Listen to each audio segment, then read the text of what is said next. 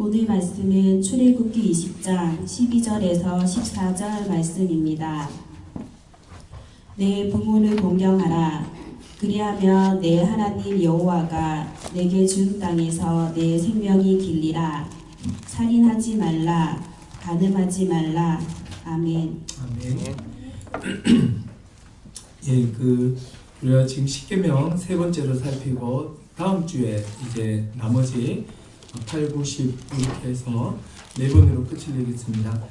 사실 이 십계명은 몇 년 전에 제가 1계명부터 10계명까지 좀 되게 자세하게 좀 다루어 나왔습니다. 그래서 이번에는 그냥 좀 간략하게 핵심적인 것만 나누고 있습니다.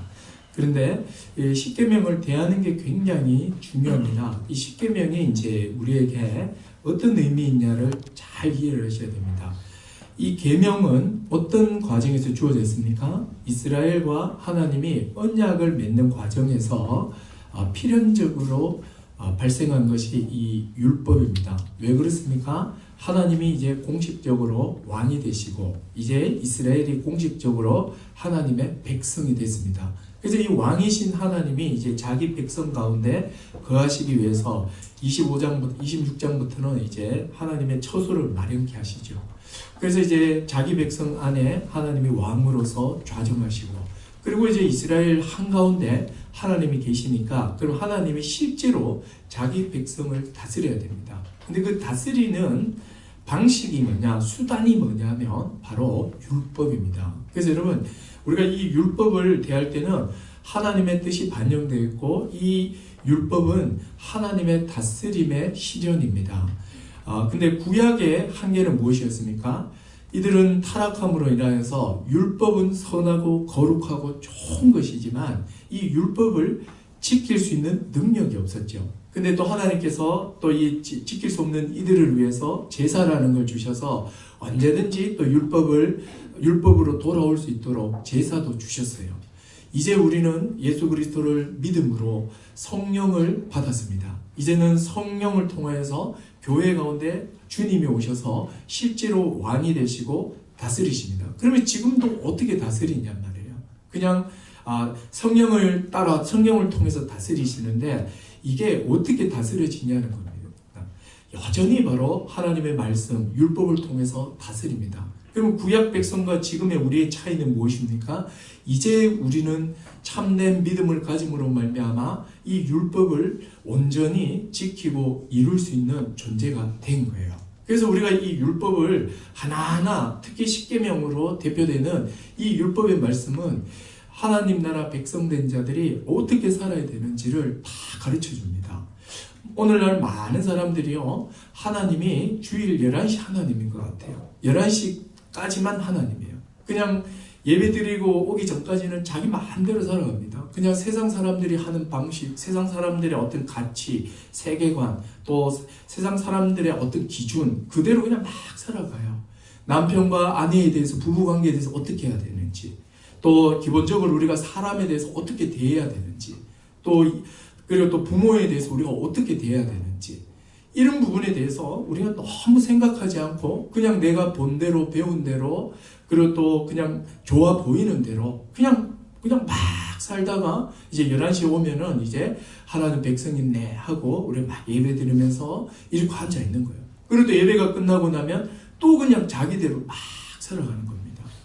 여러분, 이거는 여러분 신자가 아닙니다. 신자는 주일뿐 아니라 모든 전 삶에 있어서 율법을 통해서 하나님이 우리를 다스리고 계시기 때문에 이 율법에 나타나 있는 하나님의 이 뜻들을 하나하나 다 붙들고 눈앞에 보이는 이 어떤 이익을 위해서 이 율법을 이렇게 막 무시하시면 안 돼요. 철저하게 그 말씀대로 살아가셔야 됩니다.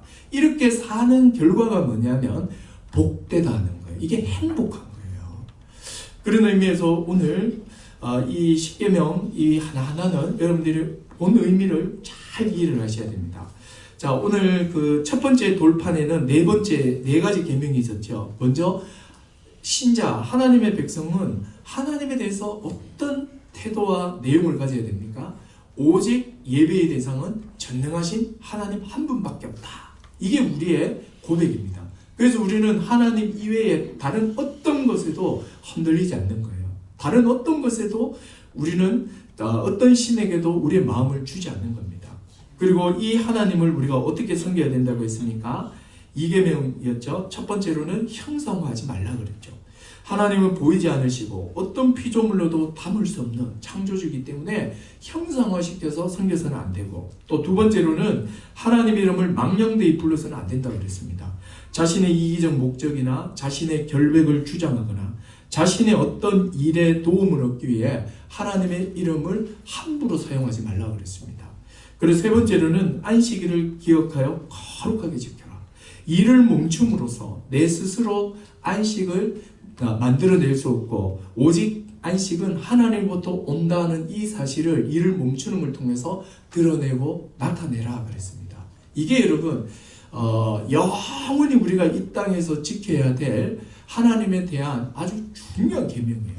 자, 이제 오늘부터는 이 두 번째 돌판입니다. 자, 두 번째 돌판은 사람에 대해서입니다. 오늘 5번째, 6번째, 7번째 이 세 가지 계명을 볼 텐데, 부모에 대해서 우리가 어떻게 대해야 되는가, 그리고 또 일반적으로 사람에 대해서 어떻게 대해야 되는가, 그리고 세 번째로는 성과 결혼에 대해서 우리가 어떤 태도를 가져야 되는가예요. 여러분, 이 세 가지는 율법이 주어진 이후로 거의 지금 4000년 동안 한 번도 변함없이 하나님의 백성이라면 다 지켜왔던 거예요. 그리고 앞으로도 세상이 아무리 바뀌어도 이 십계명으로 나타나 있는 이 계명은 절대로 더하거나 빼면 안 됩니다. 정말 그 뜻 그대로 지키셔야 됩니다. 오늘은 세 가지를 말씀을 드리겠습니다. 먼저 부모님과 관련된 계명입니다. 오늘 5계명과 6계명, 7계명인데 먼저 5계명부터 살펴보겠습니다. 자, 12절을 같이 한번 읽어보겠습니다. 시작. 내 부모를 공경하라. 그리하면 내 하나님 여호와가 내게 준 땅에서 내 생명이 길리라. 예, 사람들과 관련된 계명 중에 첫 계명으로 제시되는 게 부모 공경이에요. 여러분, 이 부모 공경은 모든 인간관계의 기초임을 암시합니다. 여러분, 부모와의 관계가 실패하게 되면 다른 모든 관계는 다 흔들려요. 다른 말로 하면 좀 이렇게 우리 아이들이 뭐 이렇게 왕따도 좀 당할 수 있고, 뭐 세상에서 이렇게 조금 이렇게 관계도 잘 못 맺을 수도 있고 막 그럴 수 있어요. 그렇다 할지라도 부모와 자녀의 이 관계 하나만 잘 정립되어 있으면 얘는 괜찮아요. 시간이 지나면 지날수록 이 부모와 자식의 이 좋은 관계가 계속해서 모든 관계로 이렇게 건강한 관계로 확산되어질 거예요. 그래서 여러분, 다른 모든 관계는 포기해도 우리가 부모와 이 자식 이 관계 하나만은 끝까지 지켜내셔야 됩니다. 오늘 하나님께서 뭐라고 말합니까?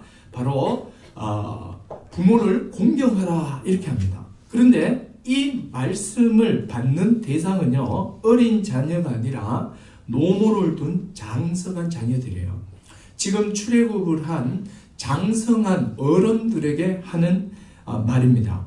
즉, 한평생 자식들 뒷바라지 하다가 힘이 빠지고 노쇠해진 노부모를 둔 장성한 자녀들에게, 저와 여러분들에게 하는 말이에요. 우리 뭐 초등학생 꼬맹이들한테 하는 말이 아니고 여러분들에게 하는 말이에요. 지금 여기 계신 대부분의 부모님들은 지금 한평생 우리를 위해서 일하시다가 뒷바라지 하다가 이렇게 힘이 빠지고 등이 다 굽어 계실 거예요. 지금 힘이 다 빠지는데 정말 노모들이실 겁니다. 바로 이런 노모를 두신, 노부모를 두신 장성한 자들에게 하는 명령이에요. 뭐라고 합니까? 바로 공경해라 이렇게 말해요. 여러분, 부모를 공경할 것을 명령하죠. 왜 공경해야 할까요? 자, 그 이유가 공경하다는 이 단어에 있습니다. 공경하다, 이 말뜻 그대로는 무겁게 하다라는 의미를 갖고 있습니다. 이 단어는 하나님께만 사용하는 단어입니다. 공경하다, 무겁게 하다, 이거는요, 사람에게 이 단어를 쓴 적이 없습니다. 왕에게도 쓰지 않고 신하에게도 쓰지 않고 친구에게도 누구에게도 쓰지 않아요. 이 단어는 오직 하나님에게만 쓰는 단어예요. 근데 하나님께서 특별히 자신에게만 쓰는 이 단어를 그대로 해서 부모에게 쓰게 만드는 거예요. 부모를 공경해라 이렇게 말합니다. 무슨 이야기입니까? 바로 부모는 하나님의 대리자라는 사실입니다. 부모는 정말 자식에게요 하나님과 같은 존재예요. 하나님은 부모를 통해 우리를 이 땅에 창조하셨죠. 부모가 있기 때문에 우리가 존재하는 거죠. 그뿐 아니죠. 부모들은 우리를 낳았을 뿐 아니라 우리를 돌봐주고 길러주셨죠. 똥 오줌 가리고 목욕시켜주고 또 밥도 먹여주고 잠도 재워주고 놀아도 주고 또 자녀가 사람으로 또 살아갈 수 있도록 인간으로서 알아야 될 예의도 가르쳐주고 세상의 지식과 지혜와 많은 것을 가르쳐주세요. 그래서 이 부모의 돌봄은요 우리가 한 사람으로서 이 땅에 살아갈 수 있도록 교사도 되시고 스승도 되시고 또 때로는 완전히 노예처럼 우리를 위해서 모든 걸 다 전력을 다 투구하신 결과가 바로 우리라는 사실입니다. 부모는 이렇게 하나님의 대행자로서 우리를 낳고 길러주셨죠. 한평생 우리를 위해서 자신의 젊음을 허비하셨습니다. 허리가 굽고 손에 굳은 살이 왜 배깁니까? 얼굴에 주름살이 왜 생깁니까? 우리를 먹이고 입히기 위함입니다. 예전에요, 아주 예전에 그 대장금이라는 사극이 있습니다. 제가 뭐 딴 건 안 봐도 사극은 거의 다 깨고 있습니다. 이것 저는 사극을 통해서 조선의 역사와 고려의 역사와 삼국의 역사를 배웠는데 특히 이 대장금은 이 조선을 배경으로 하죠. 거기 보니까 왕과 왕의 어머니인 대비의 갈등을 풀어보기 위해서 장금이가 이런 퀴즈를 해요. 이거 잘 아시죠? 이게. 너무 이게 감동적인 이야기예요.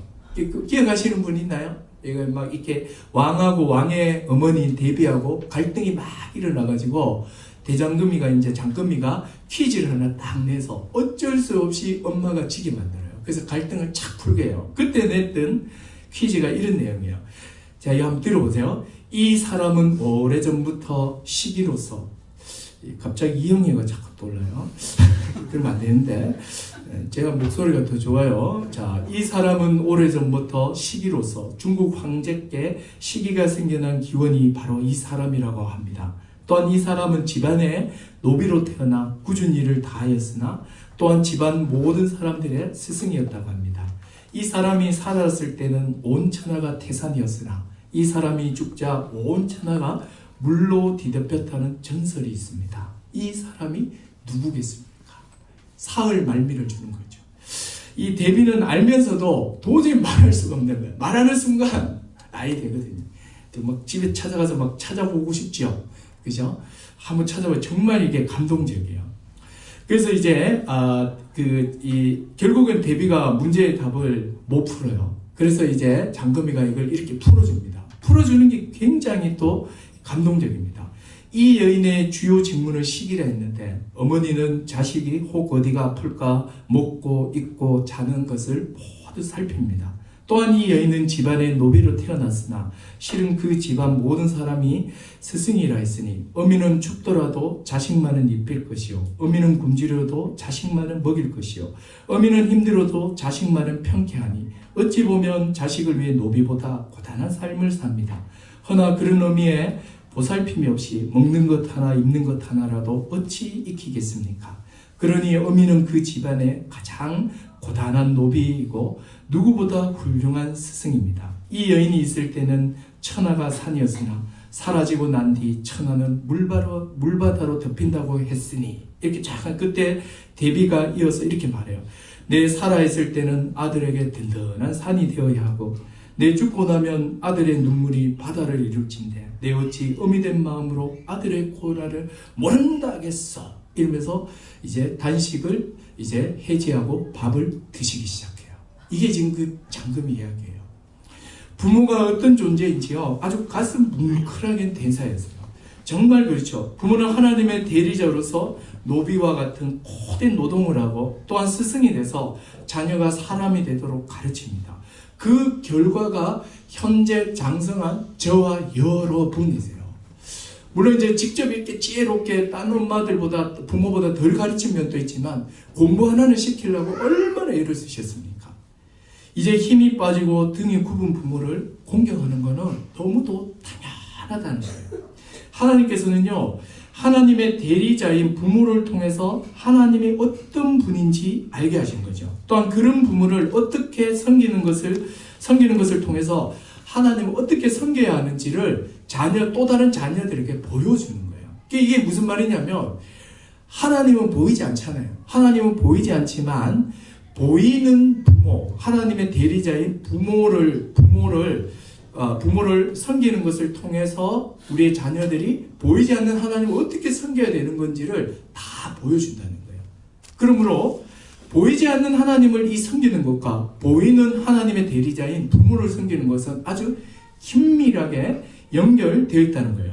눈에 보이는 부모를 공경하지 않는 자는요, 보이지 않는 하나님을 섬기고 있다라고 말할 수 없어요. 하나님을 경외하는 사람들은요, 반드시 부모 공경으로 나타나게 돼 있어요. 이게 분리되어 있지 않다고요. 정말 여러분, 정말 하나님을 정말 사랑하고 하나님을 정말 경외한다면 부모 공경으로 나타나요. 부모 공경하는 자가 하나님을 제대로 안 섬길 리가 없다고요. 이 두 존재는 깊이 연결되어 있기 때문이에요. 그래서 하나님께서 이런 약속을 하죠. 부모를 잘 공경하면 하나님께서 확실한 약속을 하세요. 모든 계명 중에요, 이 약속이 있는 계명은 이 계명밖에 없어요. 12절에 한번 봐요. 뭐라고 합니까? 내 부모를 공경하라. 그러면 내 하나님 여호와가 내게 준 땅에서 내 생명이 길리라. 에베소서 6장 2, 3절은 이걸 조금 더 주석해서 이렇게 말합니다.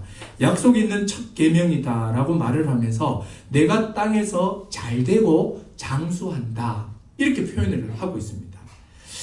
자, 약속 있는 첫 계명, 사람에게 주는 계명 중에서 첫 번째 계명으로서 약속이 있는 사람에게 주는 첫 번째 계명이라는 거예요.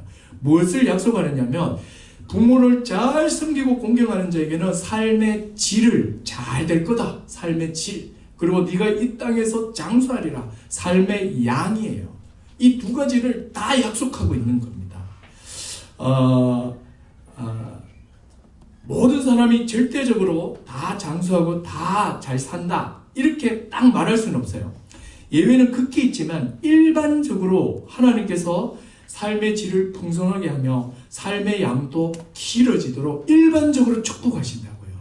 여러분, 저는 이걸 문자 그대로 믿어요. 기복적이라, 기복적이라 좋아요. 저는 정말 그대로 믿습니다. 왜 그렇습니까? 보이는 부모, 그러니까 하나님의 대리자인 이 부모를 잘 섬기는 것은요, 결국은 하나님에 대한 태도와 반영되어 있어요. 그러니까 하나님 섬김과 연결되어 있기 때문에 하나님을 잘 섬기는 자를 어떻게 하나님께서 잘되게 안 하겠습니까? 형통하게 하실 수밖에 없어요. 이게 어떤 주술적이고 기복적인 이야기가 아니라 하나님과 부모란 이 존재가 연결되어 있기 때문에 곧 보이는 부모에게 하는 것은 보이지 않는 하나님에 대한 태도와 연결되어 있어요. 그래서 하나님께서 잘되게 할 거며 이 땅에서 생명을 길게 하리라. 제가 정말 믿어요, 이 말씀을. 얼마나 놀랍습니까? 자, 그러면 여러분, 자, 이제 알겠다는 거예요. 그럼 우리 하나님의 백성된 하나님 나라의 백성된 우리가 부모에 대해서 어떻게 돼야 되는지 이제 알겠어요. 부모를 공경하셔야 돼요. 그러면 부모를 공경한다는 게 무엇일까요? 몇 가지로 말씀을 드리겠습니다. 첫 번째로는요, 부모를 공경한다는 것은 두 가지로 말씀드릴 수 있는데, 부모님을요, 중요하게 여기는 거예요. 이건 좀 내적인 태도입니다. 출애굽기 이 명령은 아까 말씀드린 것처럼 부모의 통제 아래에 있는 어린 자녀에게 주는 말이 아니에요. 이미 장성해서 부모의 품을 떠난 자녀에게 주는 말이에요. 장성한 자녀에게 부모는 아주 연로하며 힘이 없는 사회적 약자예요. 또한 하찮은 존재이거나 아주 짐스러운 존재로 여기기가 쉽습니다. 성경에서 부모를 공경한다는 것은 부모라는 그 자체 때문에 공경하는 거예요. 무슨 말인지 아시겠습니까? 늙고 힘이 없고 가진 것 없는 하찮은 존재가 아니에요. 앞에서 말했듯이 나를 이 땅에 존재하게 한 생명의 근원이며 내가 사람으로 살아갈 수 있도록 가르치신 양육한 첫 번째 선생이며 보호자며 스승이세요. 힘이 없고 늙었도 않고 어떻게 하찮게 여길 수 있겠냐는 거예요. 부모를 공경한다는 것은 비록 부모님이 내 마음에 안 들고 내가 생각하는 것만큼 그렇게 많이 덜 해줬다 할지라도 내가 지금 이렇게 살고 있고 또 똑바른 생각을 가지고 이렇게 존재하고 있다는 것 자체는 부모님의 반 이상의 영향이 있는 거예요. 그러므로 여러분, 이 자체만으로 해도 우리는 부모를 중요하게 여길 이유가 있는 거예요. 그래서 절대로 신자는요, 절대로 하지 말아야 될 게 뭐냐면 부모를요 짐으로 여기거나 하찮게 여기는 거예요. 여러분 이거는 이런 것을 보거나 이런 모습을 이렇게 목격을 했다면 아주 그냥 그 자리에서 따끔하게 혼내야 돼요. 막 이렇게 막 흉을 막 본다든지, 자기 엄마, 자기 아빠 흉을 본다든지, 또 뭐 이렇게 이 반대편에 뭐 시 쪽으로 막 이렇게 흉을 본다든지, 누구는 막 시금치 군다고 하더라고요. 이게 왜 시금치 군다는지 모르겠는데 하여튼 절대로 그러면 안 돼요. 우리는 부모님 자체를 아주 중요한 존재로 여기고 정말 하나님을 대하듯이 부모님에 대해서 아주 무겁게 대하셔야 돼요. 기본적인 마음이에요. 그리고 두 번째로는요, 첫 번째는 부모를 중요하게, 부모를 아주 존귀한 존재로 여겨야 돼요. 그리고 두 번째로는요, 물질로서 실제적 도움을 드리셔야 됩니다. 이게요, 부모 공경의 두 번째 의미예요. 부모님을 마음만으로 생겨서는 안 돼요. 실제로 필요한 도움을 드려야 됩니다.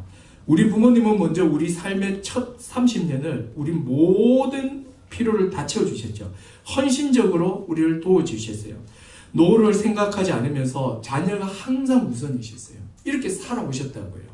이제 모든 자녀들은 부모님의 필요를 도와드려야 하는 시기가 온다는 사실을 알아야 돼요. 나는 점점 장성하고 나의 부모는 점점 늙어가죠. 힘이 빠지고 경제적 능력이 없어져 갑니다. 이때 장성한 자녀는 부모를 봉양할 책임이 있습니다. 그래서 여러분 자꾸 국가 시설에, 국가 제도에, 또 사회복지에 이런 데 자꾸 기대거나 의지하려고 하지 마세요. 주면 감사한 거예요. 되게 국가가 이렇게 기초수급자도 해주고 노인들을 위한 서비스 이렇게 해주는 거는 되게 감사한 거예요. 오히려 지금 우리 자식들이 해야 되는 건데 우리나라가 좀 잘 사니까 이걸 모아서 공평하게 할 수 있도록 해주는구나 이렇게 생각하면서 감사하고 고맙게 여겨야지 그걸 당연하게 생각하면 안 돼요. 그래서 이렇게 치매 보험이 있으니까 내가 드러났으면 그 끝인가요? 아니잖아요. 또 내가 이렇게 요양병원 요양병원 있고 요양병원에 내가 돈 내고 있으니까 끝인가요? 아니잖아요. 여러분 끝까지 책임지는 건 누구냐면 자식들입니다. 장성한 자녀에게 부모 봉양에 책임이 있습니다. 특별히 경제적 도움을 주어야 돼요. 경제력이 없는 부모를 돕는 것은 장성한 자녀가 해야 될 당연한 지출입니다. 네, 여러분 이걸 정말 동의를 하셔야 돼요. 이게 여러분 신자입니다. 하나님의 백성이에요. 하나님의 백성은 신자는요 부모를 공경해야 되는데 마음으로 중요하게 여길 뿐 아니라 자신이 할 수 있는 범위 안에서 물질로서 공경하셔야 돼요. 학원비 내는 것은 막 아깝지 않은데 부모님께 용돈 드린 게 막 아깝게 생각하는 사람이 있어요. 저 돈 있으면 학원 하나 더 보낼 돈인데. 또 자기 아이 아프면 병원을 완전히 손쓸같이 갑니다. 그냥 입원부터 시작하고 난리가 나요. 근데 늙은 노모가 병이 나면 늙으면 다 아픕니다. 이거 하고 그냥 묵살해버려요. 여러분 이게 사실 이 시대 모습이죠. 여러분 우리는 이런 세대 속에 살아가요. 꼭 기억하십시오. 부모를 공경하는 것은 물질로 돌보는 거예요. 내가 돈을 버는 것 속에 내가 얼마인지 모르겠어요. 그게 100만 원이든 200이든 300이든 내가 버는 돈 속에는 부모를 위한 당연한 지출이 들어가 있는 거예요.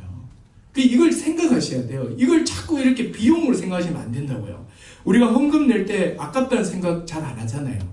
그죠? 아깝다고 생각하면 그건 헌금이 아니고 세금이 되고 비용이 돼요.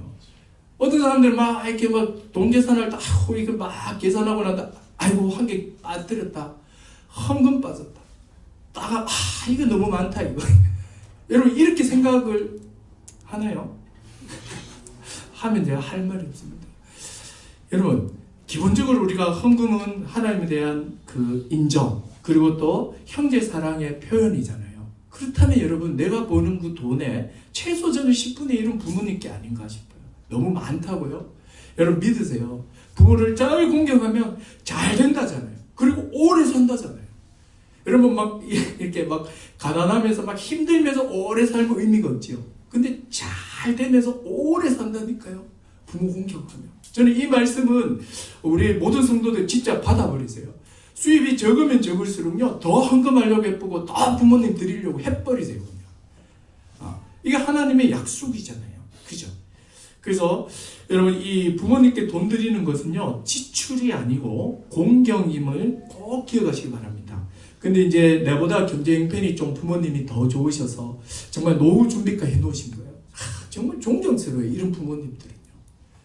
이거 원래 이렇게 안 하셔도 되잖아요. 그 자기 인생을 위해서 다 자식을 위해서 했으면 나중에 자식을 통해서 이게 조금 이게 공양을 받아도 되잖아요.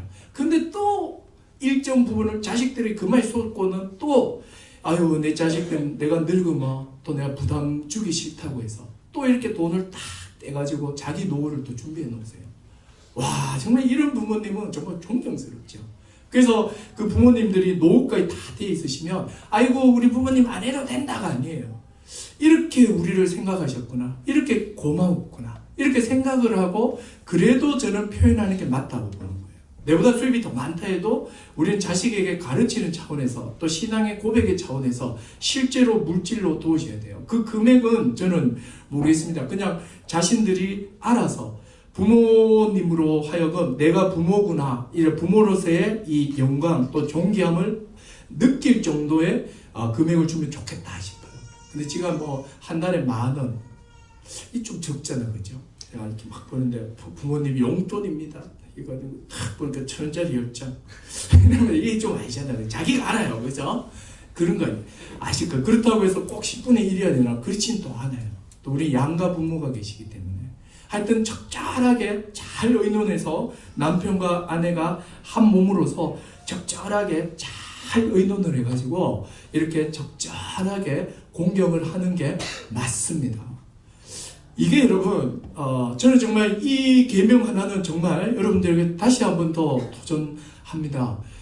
이렇게 이렇게 그 생신도 있고 어버이날도 있고 집안 행사가 많아서 이렇게 못 와서 이렇게 주실 수도 있지만 제가 개인적으로 봤을 때는 전체 총 금액은 다 일정할 겁니다. 만약에 저한테 1년 동안 드리는 부모님의 금액이 100만 원이라면 이걸 2번 50만 원 드리는 것보다는 한 달에 한 번 정도 한 9만 원씩 나누어서 직접 가서 드리는 게 더 좋지 않나. 또 거리가 멀어서 먼 경우에는 그냥 온라인으로 붙이고 전화 한 통 드린다든지. 그게 뭐냐면 부모 공경이거든요. 이 부모라는 것에 대해서 내가 이제 이렇게 인정을 하고 또 부모에게 영광을 돌리는 거거든요. 그래서 이거 아주 적극적으로 하셔야 돼요. 이게 첫 번째 계명입니다. 여러분 이렇게 잘하면요, 이 내 자식들이 그거 다 보고 있는 거예요. 지금 다 보는 거예요. 그럼 이 자식들이요 어떻게 하겠습니까? 나중에 또 그대로 배운 대로 하는 거예요. 그럼 그 자식의 자식들이 또 배운 대로 하는 거예요. 이러면서 이 계명이 지켜지고 그러면서 우리가 아주 이 관계의 이 복을 이렇게 막 누리게 되는 거죠. 자, 그다음 이제 두 번째 계명 보겠습니다. 자, 13절입니다. 자, 13절 같이 읽어보겠습니다. 시작. 살인하지 말라. 예. 자, 첫 번째 계명이 부모와의 관계인데요. 이 부모와의 이 관계가 모든 인간관계와 모든 사회관계의 가장 기초가 되는 겁니다. 자, 이것을 베이스로 깔고 이제 우리가 사람들에 대해서 어떻게 해야 되냐? 사람을 죽이면 안 됩니다. 죽이지 마세요. 사람 죽이면 안 된다고요. 이게 여러분 첫 번째 계명이에요. 혹시 여기 뭐 사람 죽여본 사람 있나요? 없잖아요. 지금 잘 지키고 계십니다. 성경은요, 불교처럼 모든 그렇다고 해서 살생을 금하고 있지는 않아요. 인류가 타락한 이후 이 세상은요, 죽음 위에 세워지고 죽음에 의해서 지금 진행되고 있습니다. 이 세상에 존재하는 모든 것, 살아있는 것은 죽음 위에 있죠. 숲의 나무는요, 많은 동식물이 죽어서 된 흙과 구름 위에서 살고 있고, 사자나 호랑이는 토끼나 사슴과 같은 초식 동물의 죽음으로 생존하고, 우리 사람도 마찬가지죠. 돼지, 소, 닭 이런 육류를 먹으면서 우리 생명을 영위하죠. 또 안전을 지키기 위해서 전쟁에서 적들의 목숨을 취하기도 합니다. 성경에서는 모든 죽음을 금지하고 있지는 않습니다. 국가가 정해진 형벌에 형법에 따라서 사형을 통해서 사람을 이렇게 죽이는 거, 이거는 성경에서도 허용하고 있는 거예요. 사형. 또 어쩔 수 없이 자신과 가족을 보호하기 위해서 다른 사람을 이렇게 죽이는 그런 정당방위 같은 경우에도 성경에서는 이것을 이렇게 그러니까 벌을 묻지 않고 있는 거죠. 또 국민의 안전을 적으로부터 지키기 위해서 전쟁을 벌이는 과정에서 발생하는 죽음을 살인죄로 보지 않아요. 근데 6계명에서 살인하지 말라, 이것은요 불법적인 죽임을, 살인을 말합니다. 불법적인 모든 살인을 엄중하게 금하고 있어요. 성경 곳곳에서 살인에 대해서 금해요. 민수기 35장 21절을 보면 아기를 가지고서 손으로 쳐 죽이면 그 친자는 반드시 죽일 것이니 이는 살인했다. 또 민수기 35장 30절 31절 사람을 죽인 모든 자 곧 살인한 자는 증인들의 말을 따라서 죽일 것이나 한 증인의 증거만 따라서 죽이지 말 것이요 고의로 살인을 죄를 범한 살인자는 생명의 속전을 받지 말고 반드시 죽여라. 그래서 성경에서는 지금 보세요. 이 살인을 어떻게 다루는지 잘 보세요. 자기 마음속에 고의성, 악의성을 가지고서 이렇게 했다면 이거는요 불법적인 살인이에요. 근데 그리고 또 이 살인죄로 몰려 있을 때는 이 사람이 또 정당한 살인일 수 있기 때문에 2사람 이상의 증인이 있을 때만 이 사람을 이제 이렇게 사형시킬 수 있다라고 이야기를 해요. 그래서 성경에서는 이 불법적인 살인에 대해서는 아주 단호합니다. 그죠? 그러나 사람의 어떤 이렇게 동기라든지 여러 가지 우발적으로 이루어질 수 있고 여러 가지 이 정당한 이유에서 이루어질 수 있기 때문에 그런 것 때문에 또 억울하게 사람이 죽어서는 안 되거든요. 그래서 또 이런 부분도 굉장히 세세하게 다 다루고 있습니다.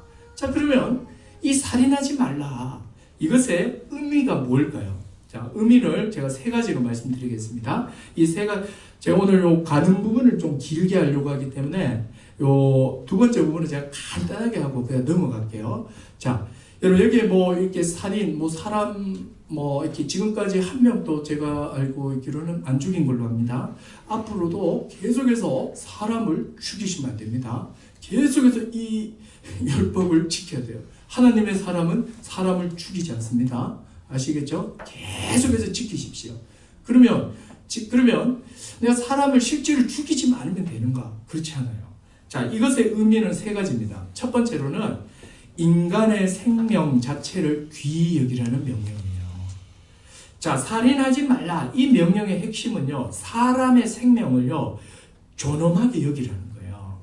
신명기 23장 15에서 16절에 보면 노예가 도망해서 이렇게 노예가 이제 주인이 하도 막 이상해가지고 막 도망친 거죠. 그럼 이 도망친 노예가 자기 집에 들어와서 숨어요. 그러면 이게 막 주인이 미친 듯이 막 찾으러 오겠죠. 이 노예를 막 죽이려고. 자, 그때 이렇게 나옵니다. 노예가 도망해서 집에 숨으러 오면 주인에게 돌려주면 안 된다. 이렇게 말합니다.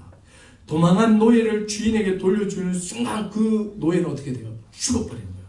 그 노예를 끝까지 보호해야 된다. 이렇게 말하고 있습니다. 또 신명기 19장 4, 5절에 보면 고의가 아니라 우발적으로 사람을 죽인 경우가 나와요. 고의가 아니에요. 자기가 이렇게 막 나무질하다가 이 도끼 날이 이렇게 빠지면서 이렇게 지나가던 사람 머리를 쳐서 죽을 수 있잖아요. 이런 경우에는 사랑하는 가족들이 이거 알면은 막 보복하러 때로 몰려오잖아요. 그래서 이렇게 우발적으로 살인했을 경우에는 하나님께서 12지파 땅에 48개의 성읍을 다 줬어요. 그래서 그 성읍의 위치를 거리로 재보면 전국 어디에 있어도 근거리에 도피성이 다 있어요. 그래서 그 도피성을 일단 도망가야 돼요. 도망 딱 가서 무리하게 보복에 의해서 이렇게 죽는 것을, 생명을 보호하는 거예요. 하나님께서 지금 뭘 하시는 거죠? 이스라엘 백성들에게 사람의 생명이 귀하다는 것을, 함부로 사람의 생명을 취하지 못하도록 여러 가지 장치를 주시고 또 여러 가지 경우에 율법을 주셔가지고 사람의 생명을 함부로 취하지 못하도록 이렇게 해놓으신 거예요. 그러니까 이걸 통해서 우리가 알 수 있는 건 뭐죠? 모든 생명은 귀해요. 어린아이부터 시작해서 연세 드신 분까지 다 귀해요. 그 중에서 이 사상이 이제 잘 반영되는 게 뭐냐면, 배가 이렇게 난파되었을 때 구하는 순서가 있죠. 구하는 순서가 어떻게 됩니까? 선장? 아니죠. 누구죠? 어린아이, 여자, 그다음 노약자들이에요. 이 사람들을 힘이 없는 약자들부터 제일 먼저 구하는 거예요. 우리가 생각하기에는 이 약자들을 먼저 구할 시간이 더 걸려서 더 빨리 죽을 것 같잖아요. 그렇지 않아요. 항상 구할 때는 그러니까 탈출 가능성이 높을 때 약한 자들을 제일 먼저 내보내는 게 국제적인 룰입니다. 이게 뭘 반영하고 있습니까? 바로 생명을 존중하는 사상이 반영되어 있는 거예요. 그래서 우리가 생명을 아주 귀하게 여겨야 돼요. 하찮은 생명은 아무도 없다는 겁니다. 그리고 두 번째로는 이 의미는요. 그리고 생명을 가진 사람, 그러니까 그 사람 자체를요. 존중하라는 거예요. 그 사람의 인격을 존중하라는 거예요. 마태복음 5장 21절과 22절에 보면 이렇게 나오죠. 옛사람에게 말한 바 살인치 말라. 누구든지 살인하면 심판을 받게 되리라 했다는 것을 너희가 들었으나 나는 너희에게 말하는데 형제에게 노하는 자마다 심판받게 되고 형제에 대하여 나가라는 자는 공의에 잡혀가게 되고 미련한 놈이라는 자는 지옥불에 들어간다. 형제에 대해서 나가. 욕을 해도 살인이래요. 원래 살인하지 말라는 이 의미가요. 그 사람의 인간으로서의 존엄성, 인간으로서의 그 인간됨이 있잖아요. 여러분 이 인간성 자체를 우리가 존중해야 되거든요.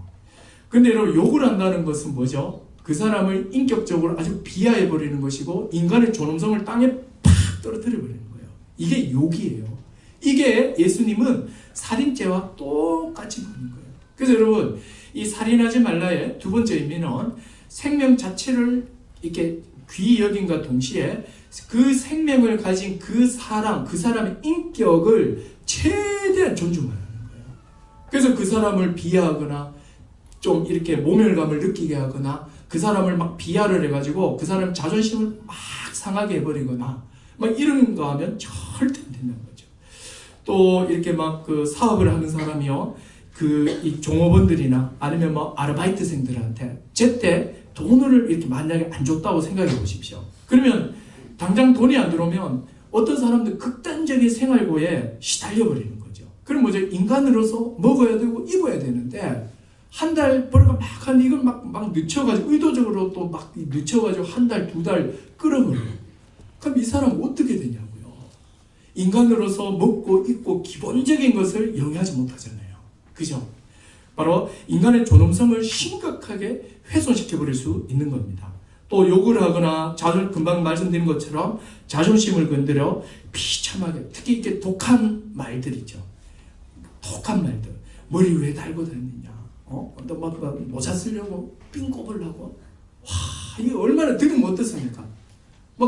내가 몇 개 더 준비했는데 하면 여러분들이 지금 하면서 다 소리 지를 것 같아서 제가 더 이상 말 못하겠어요. 아주 우리가 의외로 독한 말들을 되게 많이 해요. 그 말 딱 듣는 순간에 인간으로서의 어떤 존엄, 인간으로서의 그 존귀함이 다 땅에 떨어져 버리는 거예요. 여러분 이런 말들, 이런 아주 독한 말들이 다 뭐냐면 살인죄에 다 해당해요. 그래서 여기서 살인하지 말라는 것은 그 사람의 생명 자체를 귀히 여기고 그 사람 지위고와 신분 상관없이 생명 자체로도 귀히 여기고 또 이 사람의 인격을 최대한 존중해 주는 거예요. 이 사람을 절대로 비하하거나 비난하거나 또 이 사람이 모멸감을 느끼게 하거나 또 독한 말로서 이 사람의 자존심을 완전히 짓밟아버리거나 이런 짓을 하는 게 다 살인죄예요. 그리고 마지막 세 번째는요. 살인의 뿌리가 되는 것까지 거부하라는 겁니다. 오늘 마태복음 5장 21, 22절에 보시면 이렇게 나오죠. 옛사람에게 살인치 말라 했는데 나는 너에게 이르노니 형제에게 노하는 자마다 심판받고 형제에 대하여 나가라는 자는 공회에 잡혀가고 미련한 놈이라 하는 자는 지옥불에 들어간다.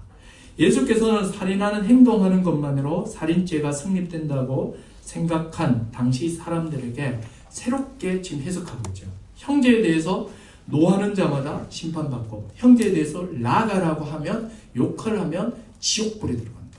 이게 무슨 말이에요 이게요? 나가라는 말, 미련한 놈은 욕이죠.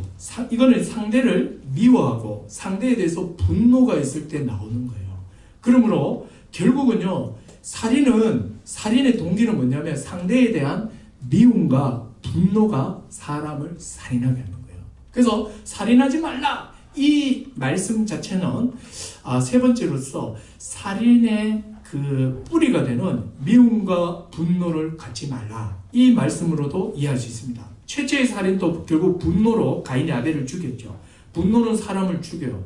분노 뒤에는 상대에 대한 시기, 미움이죠. 시기와 미움, 이게 살인의 아주 직접적인 그 동기가 됩니다. 그러므로 성도는 늘 자기 속에 미움이 있는가, 분노가 있는가. 이건 이제 사람을 향한 거예요. 사람을 향한 어떤 미움과 분노가 지금 하나님 백성 되었음에도 불구하고 27년 4개월째 가지고 있다. 제가 왜 27년 4개월이라고 했냐면 제가 예수 믿은 것 같아요. 요연성 같아요. 막 이렇게 오랫동안 어떤 특정한 사람에 대해서 그걸 계속해서 가지고 있다는 거는요. 지금 내가 살인의 뿌리가 되는 것을 계속해서 품고 있는 거예요. 이걸 제하지 않고 있는 거예요. 이거 지금 살인죄에 해당하는 겁니다. 여러분, 우리는 예수 그리스도를 통해서 재용서 받았죠. 이 용서의 크기는요, 1만 달란트로 표현됩니다. 우리가 얼마나 큰 용서를 받았는지 몰라요. 우리가 용서하지 못하는 사람들은 아무리 커봐야 100데나리온도 안 돼요. 우리가 용서 받은 거는 1만 달란트고, 몇 수천조의 용서를 받았고, 우리가 다른 사람에 대해서 미워하고 용서하지 않는 그 일은요, 100데나리온, 100일치 임금도 안 되는 거예요. 근데 이 큰 은혜를 받은 자가 요 작은 거 하나에 이렇게 막 용서를 못하고 계속해서 미움과 시기와 보복의 기회를 계속 삼고 있다. 이 십자가 복음을 믿는 자로서 진짜 어울리지 않는 거죠. 자, 그래요. 그래서 이 살인하지 말라는 세 가지입니다. 생명 자체를 귀히 여기라. 생명 존중이에요. 그리고 그 사람의 인격을 최대한 존중을 하는 거예요. 즉 사람으로서의 그 어떤 격이 있잖아요. 그 격을 떨어뜨리면 안 되는 거죠. 그 세 번째로는 살인의 뿌리가 되는 미움과 분노를 제거하라는 겁니다. 자, 시간 좀 가도 오늘 마지막 이거 해야 돼요. 14절 한번 보겠습니다. 제가 다음 주에 제 10계명 다 끝내고 빨리 선막장으로 빨리 가고 싶어가지고 빨리 끝낼게요. 자, 13절 같이 한번 읽어보겠습니다. 13절 시작. 간음하지 말라. 다시요. 시작. 간음하지 말라. 우리나라에서 이 간음죄가 재작년에 폐지됐나요? 한 3년 전에 폐지됐죠. 그죠? 여러분 꼭 기억하십시오. 이렇게 국가가 정한 법률보다 신자는요, 하나님의 법이 더 상위법입니다. 늘 기억하십시오. 국가에서 폐지를 하든 뭐를 하든 그건 안 중요해요. 그건 그냥 이렇게 그냥 국가에서 했는 일이고, 우리에게 있어서 상위법은 뭡니까? 교회법이에요. 하나님의 말씀의 법이에요. 그래서 자기들끼리 이렇게 법정 가가 시컷 이혼해도요, 그 이혼 아닌다니까요. 성경에서 합당한 이유에 의해서 성경의 어떤 교회에서 치리를 통해서 재판을 통해서 이혼이라는 판결을 받지 않으면 그 이혼은 아니에요. 그거 꼭 기억하셔야 돼요. 세상 사람들끼리 자기들끼리 막 이렇게 합의해가지고 세상 법정가가 우리는 이제 법적으로 이혼했습니다. 이렇게 해가지고 교회에 오잖아요. 그러면 제가 이렇게 이혼 사유를 다 들어보고, 그리고 또 치례를 열어서 이게 지금 성경에서 말하는 합당한 이혼인지 아닌지를 판단하고, 이혼할 죄가 아니라면 그 이혼으로 성립할 수 없어요. 그래놓고 이혼해놓고 만약에 누구든지 딴 사람과 이렇게 해가지고 살았다. 이거 간음죄가 되는 거예요. 그래서 여러분 항상 기억하셔야 돼요. 이 죄가, 이 법은요, 우리가 이 교회법이 훨씬 상위의 법을 다룹니다. 자, 오늘 이 간음하지 말라고 나오죠. 자, 이 죄는 뭐냐면 건강한 성과 결혼, 건강한 결혼에 대한 말씀이에요. 그럼 성과 결혼에 대해서 우리가 하나님의 백성이 어떤 태도를 가져야 되는가, 거기에 대한 말씀입니다. 성과 결혼은 아주 밀접한 관계를 가지고 있습니다. 성이 강물이라면 결혼은 강둑입니다. 성이 결혼이라는 강둑 안에 있을 때 아주 아름답죠. 강물이 강둑 안에 유유히 흐르면 아름다워요. 그러나 강물이 범람하면 진짜 끝장나는 거죠. 성이라는 것이 이와 똑같다는 거예요. 성이 있어야 될 자리는 결혼이라는 그 제도, 테두리 안에 있다는 거예요. 성은 하나님께서 인간에게 주신 아주 아름답고 귀한 선물이에요. 인간만이 성을 통해서 종족 그 보존과 함께 즐거움이라는 요소가 더해져 있습니다. 이 두 가지가 다 있는 거죠. 짐승에게 성은 종족 보존의 기능밖에 없죠. 모든 짐승은 특정한 기간, 발정기라고 하는 그 기간에만 성이 발동됩니다. 그러나 인간은 종족 보존과 함께 즐거움을 위해서 성을 사용하죠. 사람은 1년 365일 동안 성을 쓸 수 있어요. 성은 하나님께서 인간에게 주신 즐거움이에요. 그래서 이거는 선물이죠. 근데 이 성을 어디다가 주셨냐면 결혼이라는 강둑 안에다가 뭐를 주셨냐면 성을 주신 거예요. 그래서 이 7계명은 이렇게 이해할 수가 있습니다. 이것은 바로 결혼 안에서 성을 사용해라. 이게 7계명의 핵심입니다. 자, 근데 지금 이제 이 시대의 문화나 성에 대한 문화는 굉장히 다르죠. 그런데 이 당시에 이스라엘 백성들이 들어가게 될 가나안의 성문화도요, 이 시대와 거의 다를 바가 없었습니다. 하나님께서 이집트에서 노예된 이스라엘을 불러내고 그들을 백성 삼으셨어요. 그리고 가나안 땅을 선물로 주셨죠. 근데 이 가나안 땅은 굉장히 음란한 땅이었습니다. 이들의 종교 자체가 음란했고 신전 창기가 있었고 근친상각 온갖 음행이 다 있었습니다. 자, 요거 한번 찾아볼게요. 레위기 한번 가보십시오. 레위기 그 창세기 출애굽기 다음에 레위기입니다. 레위기 18장을 한번 보시기 바랍니다. 자, 요 한 절만 읽어볼게요. 다 한번 찾아보십시오. 자, 레위기 18장 3절입니다. 자, 18장 3절인데 사실 18장 전체를 다 읽어야 돼요. 그런데 시간 관계상 제가 한 절만 읽어볼게요. 자, 같이 한번 읽어보겠습니다. 18장 3절 구약 174페이지 시작. 너희는 너희가 거주하던 애굽 땅의 풍속을 따르지 말고 내가 너희를 인도할 가나안 땅의 뭐죠? 풍속과 규례도 행하지 말라. 이렇게 나오죠. 자, 풍속은 뭐냐면 바로 문화예요. 특별히 하나님께서 애굽의 풍속도 따르지 말아야 되지만 또 내가 너희를 인도하여 드릴 그 가나안의 풍속을 따르지 말라. 그러면서 가나안에 있는 악한 성문화가 있어요. 그 성문화가 18장 6절부터 해서 30절까지 쭉 나오고 있어요. 자, 어떤 게 있냐면 6절에 한번 보세요. 18장 6절. 각 사람은 자기의 살부치를 가까이하여 그의 화채를 범하지 말라. 근친상간을 말하죠. 지금 근친상간이 그곳에 있었다는 거예요. 너희는 근친상간 하지 마라. 이렇게 말하죠. 또 20절에도 한번 너는 내 이웃의 아내와 동침하여 설정함으로 그 여자와 함께 자기를 더럽히지 말라. 예, 이 간음을 말하죠. 또 22절을 또 한번 보세요. 다 같이 읽어볼까요? 시작. 너는 여자와 동침한 같이 남자와 동침하지 말라. 이런 가증하다. 뭐예요? 동성애예요. 이 동성애 문화가 가나안 땅에 있었다는 거예요. 심지어는요, 이 참 말하기도 그런데 이 짐승하고도 가증한 짓을 하지 말라는 거죠. 수간이에요, 수간. 이런 것까지도 다 있었던 거예요.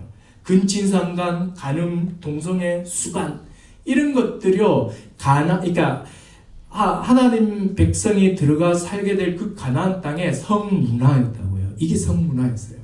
근데 거기에 대해서 하나님께서 뭐라고 말하느냐 하면 7계명을 통해서 간음하지 말라 이렇게 말씀하시고는 7계명에 대한 세부적인 내용들이요. 레위기 18장이 다 포함되어 있는 거예요.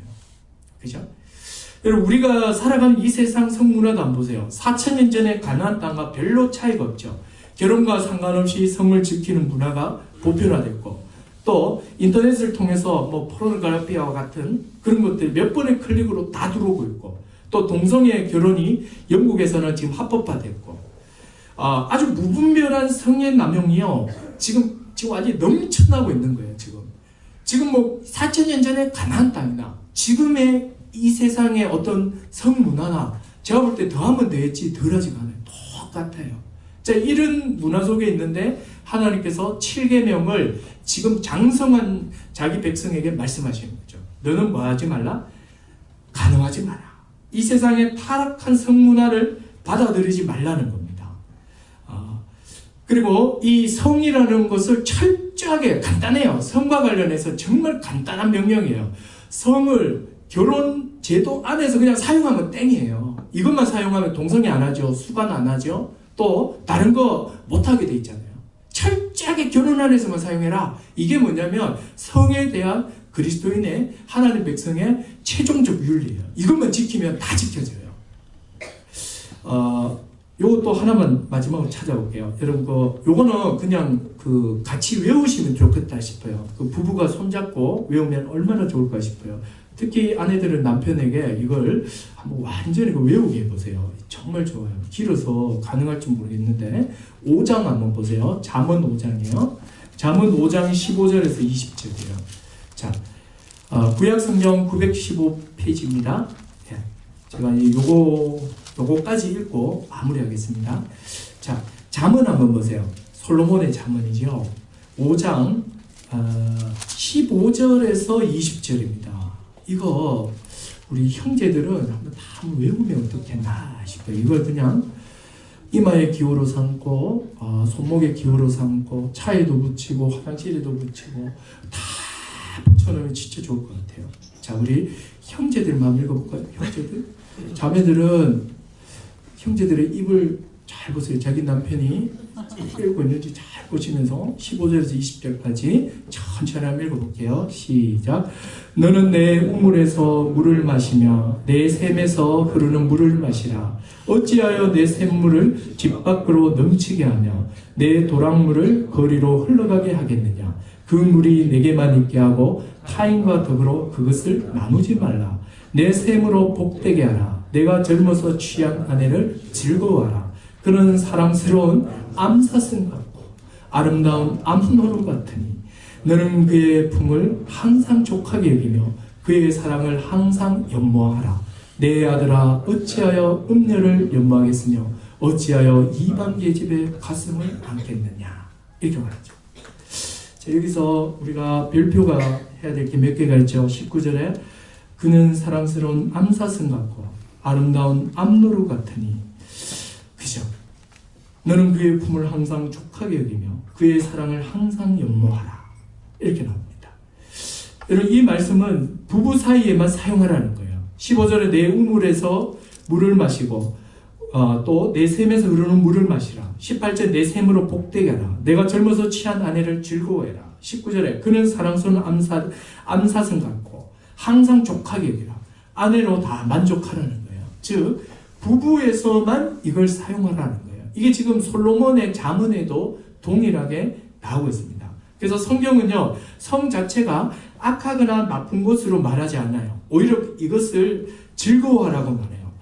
성생활을 완전히 거부하는 금욕주의는 아주 비성경적이죠. 또 성경은 부부관계에서 성을 누리라고 적극적으로 오히려 권면을 하고 있습니다. 그래서 성을 부끄럽다거나 죄악시하는 것도 잘못된 생각이에요. 그래서 이 성이라는 것 자체를 하여튼 오늘 이 7계명의 핵심은 이거예요. 그냥 결혼이라는 것 안에서만 사용하라는 거예요. 그러면 여러분, 여기서 그냥 모든 원리가 다 나와요. 혼전은요, 결혼하기 전에 그거는요, 안 되죠. 결혼이란 제도 안에서 쓰라고 그랬잖아요. 그죠? 이러면 다 지켜진다는 거예요. 아까 우리가 레위기에서 본 것처럼 레위기 15장에 있는 그 말씀도 다 지켜져요. 결혼 안에서만 쓰면요. 근데 이 결혼 밖에서 쓸 때 이렇게 온갖 이상한 것들이 다 튀어나올 수 있는 거죠. 자, 이제 이 10계명을 이제 정리할게요. 오늘 제가 5계명과 6계명, 7계명을 봤습니다. 다시 말씀드리지만 이 계명은요, 지금도 살아있고 이 계명은 지금도 우리가 지켜야 되고 또 주님께서 이것을 통해서 우리를 실제로 다스리고 있는 거예요. 그래서 이걸 거부한다는 건 뭐냐면 주님의 말씀에 거부하는 거예요. 그래서 우리가 부모님에 대해서 정말 무겁게 여기고 부모님을 귀히 여기고 또 실제로 부모를 공경해야 되고 또 사람들의 생명을 정말 다 이렇게 존귀하게 여기고 사람의 인격을 존중하고 그리고 마음에 특정한 사람에 대해서 너무 오랫동안 미움이나 분노나 이런 것을 품지 않고 또 성에 대해서는 이렇게 결혼 안에서만 딱 사용하고 있고 여러분 이게 다 뭐냐면 하나님 백성의 아주 아름다운 모습이에요. 이렇게 살아갈 때 주님의 그 복을 우리가 진실로 누리게 되는 겁니다. 이때 세상 사람들이 말하죠. 너희는 뭔가 다르다. 너희는 우리에게 없는 평안과 즐거움이 있다. 이러면서 우리에게 대해서 관심을 갖기 시작할 거고 그런 자들에게 우리는 온유함으로 우리의 진리의 말씀을 전하면 되겠죠. 기도하겠습니다. 네, 이 시간에 우리 같이 한번 기도했으면 좋겠는데 오늘 뭐 여러 가지 말씀을 나눴지만요, 우리 하나만 같이 기도하십시다. 하나님은 주일 오전 11시에 하나님이 아니에요. 하나님은 지금도 성령으로 우리 가운데 임재하셔서 그분의 말씀으로 우리를 다스리십니다. 부모를 공경해라, 살인하지 말라, 가늠하지 말라 하시면서 그 말씀으로 지금 우리를 다스리고 있습니다. 우리가 이 복된 다스림에 순복하고 순종하기 원합니다. 같이 기도하십시다. 하나님 아버지, 이 말씀에 우리가 순종함으로 다스림의 복을 누리는 저희가 되게 하여 주시옵소서. 다시 한번 기도하도록 하겠습니다.